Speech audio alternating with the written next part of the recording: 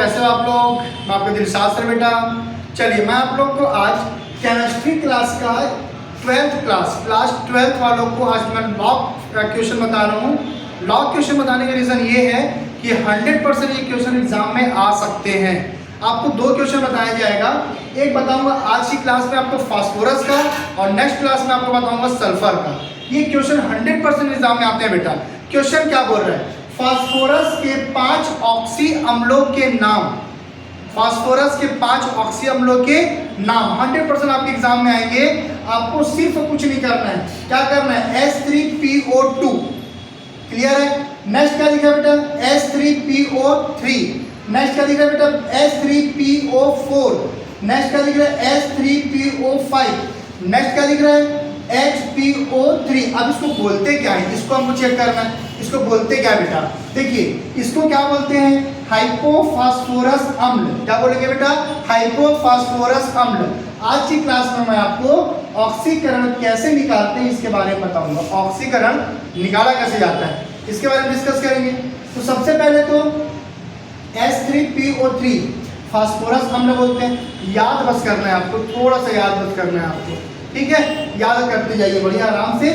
ये देखिए ये आपके पास बेटा इक्वेशंस है, ये आपके पास क्या इसके नाम है। आपको मैं आज सिखाने जा रहा हूँ कि फास्फोरस के 5 ऑक्सी अम्लों के नाम आपके सामने हैं और इसकी ऑक्सीकरण संख्या से ये आया कैसे, ठीक है?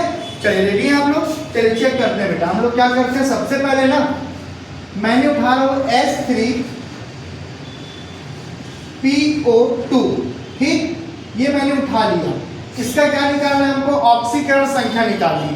तो आप सबको पता है बेटा कि हाइड्रोजन के पास अभी कितने हैं? अभी हाइड्रोजन के पास 3 है ना।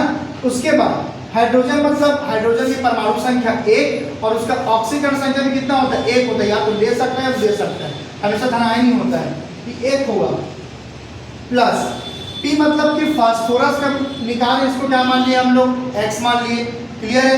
आगे चेक करेंगे बेटा। यहाँ पे क्या आता है? ऑक्सीजन। ऑक्सीजन के पास कितना है? 2 है। अब थोड़ा सा यहाँ पे कंफ्यूज नहीं होना है, आपको ध्यान देंगे अच्छे से कि ऑक्सीजन के पास कितना है? 2 है। और ऑक्सीजन की ऑक्सीकरण संख्या कितनी होती है? -2 होती है। होती है ना बेटा? ध्यान देंगे कैसे होती है। ऑक्सीजन की परमाणु संख्या 8, इसको भी सिखा, ध्यान देंगे। ऑक्सीजन की परमाणु संख्या 8 होती है ना। इसके बाद संयोजकता 2 और 6 होता है। इसको अपना अष्टक पूर्ण करने के लिए 2 इलेक्ट्रॉन लेने पड़ते हैं, मतलब कि -2। मतलब कि क्या हो गया बेटा? -2 हुआ ना। अरे जाहिर सी बात है। अगर एक चीज़ बताओ मुझे, आप लोग को भूख लगेगी और आपके पास, आपके फ्रेंड लोग के पास 8 समोसे हैं, ठीक? आप एक बस पाया तो एक फ्रेंड साझा तो कर सकते हो, बिल्कुल कर सकते हो 100%। आगे चेक करेंगे तो ऑक्सीजन के पास अभी संख्या कितनी है? 2 है।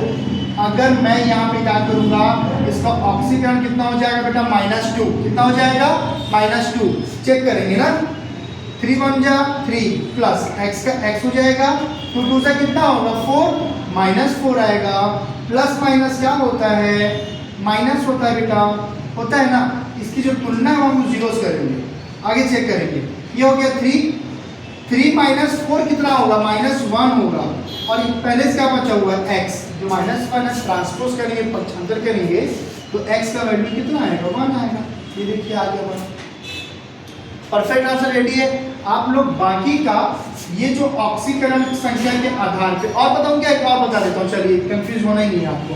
एक और बताने के लिए मैं क्या करता हूँ, कौन सा नहीं होता? चलिए पैराक्सी मोनो, इसका उठाता हूँ, पैराक्सी मोनोफास्फोरिक अम्ल का उठा रहा हूँ, ठीक है?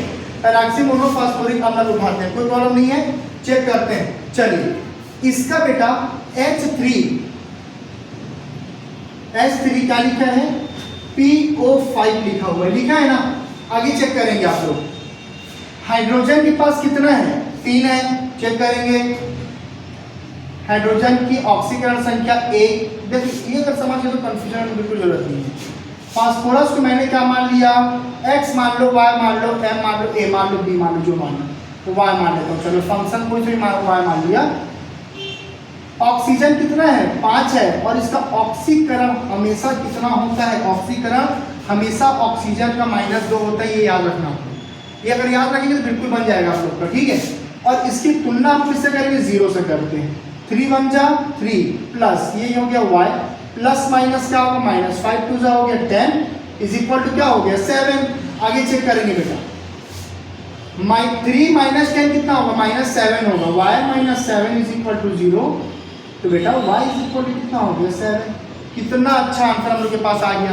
यहाँ पे y मानो चाहे x मानो ये आंसर आ गया y। सिर्फ ये याद रखना कि हाइड्रोजन का ऑक्सीजन 1 लेना है और ऑक्सीजन का आंसर -2 लेना है। ओके, अगर ये वीडियो आपको मजा आया तो लाइक और सब्सक्राइब करेंगे और बाकी का जो ऑक्सीकरण है निकालने के बाद मुझे कमेंट्स करेंगे सही है कि गलत है। ओके, ऑल द बेस्ट बेटा।